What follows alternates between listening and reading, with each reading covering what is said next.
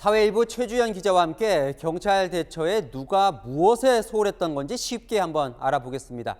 최 기자, 경찰 112에 네. 이태원이 이제 위험하다는 신고가 들어왔어요. 그러면 어떻게 보고가 되고 어떻게 대처가 됐어야 하는 겁니까? 이렇게 처리가 됩니다. 한번 살펴보도록 할 텐데요. 서울 지역에서 112 신고 전화를 걸게 되면요.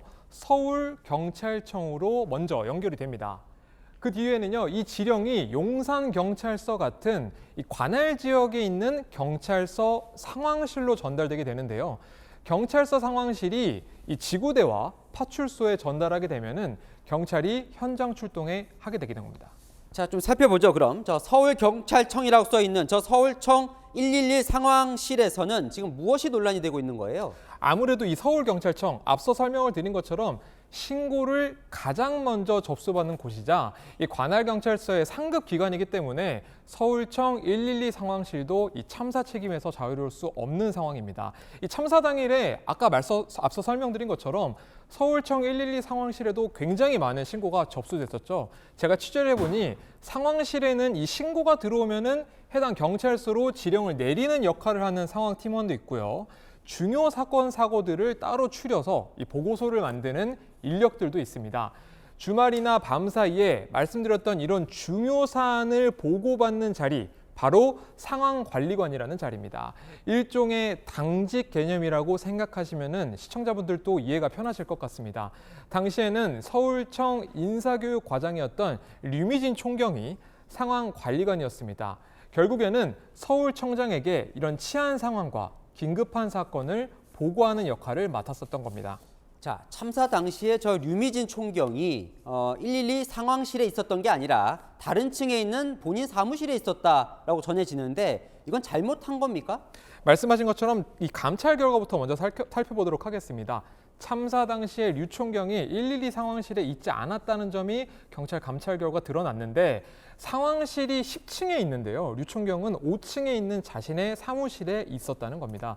제가 확인해 보니 주말 같은 경우에는요. 앞서 설명드린 이 상황관리관이 24시간을 근무하면서 관내 상황을 파악하다 보니 간혹 개인의 사무실이나 본래 업무를 보는 경우도 있다고 합니다. 문제는요. 공간의 개념보다는요. 즉각적인 보고와 조치가 이루어지지 않았다는 점에 있는 것 같습니다. 류총경이요. 상황관리팀장에게 참사를 보고받아서 인지한 시각이 11시 39분입니다.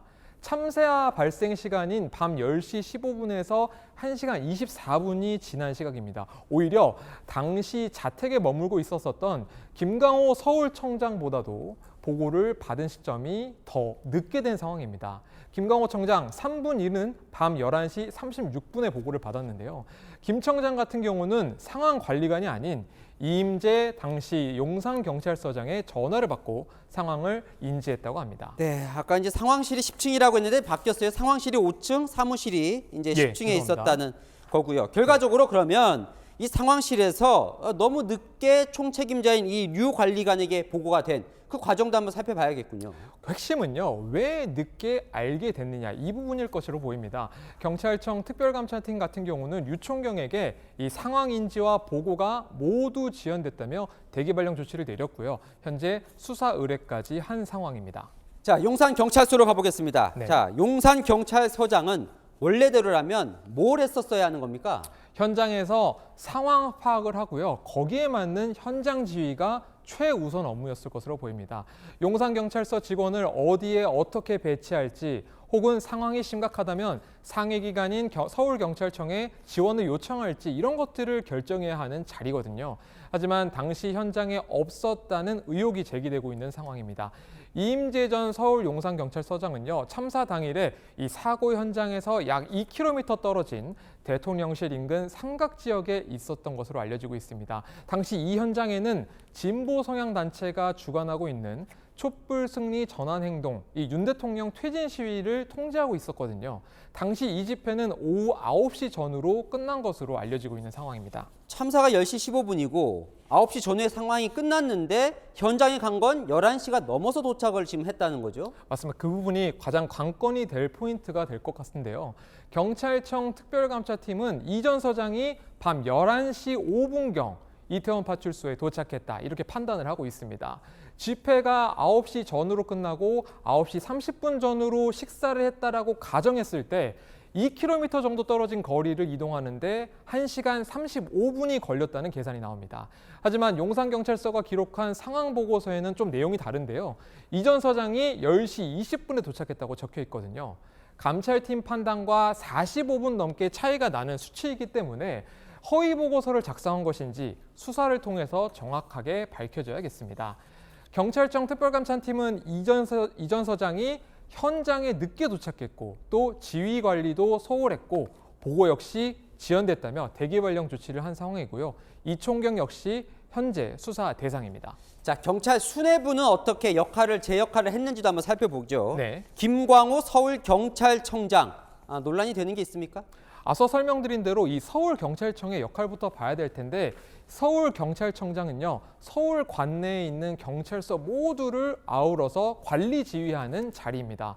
그런데 결과적으로 김광호 서울청장이 이 사안을 인지한 시각 앞서 설명드린 대로 11시 36분입니다. 사고 발생 1시간 21분 뒤거든요.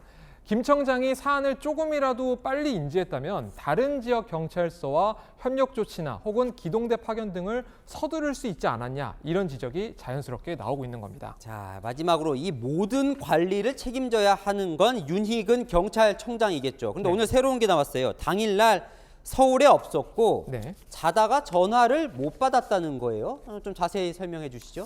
사실 서울청장의 이야기를 했지만 경찰청장의 역할부터 따져보면 이 서울경찰청과 다른 경찰청장은 전국에 있는 모든 경찰청을 지휘 감독하는 자리입니다. 윤희근 경찰청장에 대한 다양한 책임론이 여러 각도에서 제기되고 있는 이유이기도 한데요. 결과적으로는요. 윤희근 경찰청장은 여기 등장하는 인물들 중에서 가장 늦게 사고를 인지했습니다. 김광호 서울청장에게 별도 보고를 받지 못한 것으로 알려지고 있고 다음 날 00시 14분 이 경찰청 상황 담당관을 통해서 이 참사를 전화로 사고를 인지하게 됐다고 하는데요. 당시 윤희근 청장은 지방에서 개인 일정을 소화한 뒤 잠들었다가 이 문자와 전화를 받지 못한 걸로 확인됐습니다. 윤 청장 역시 사생활이 있을 수 있습니다. 하지만 이 상부 보고 체계가 원활하게 이루어지지 못할 경우에 이번 같은 대형 참사가 즉각적인 대응이 이루어지지 않게 됐다는 점에서 비판이 계속 쏟아지고 있는 겁니다.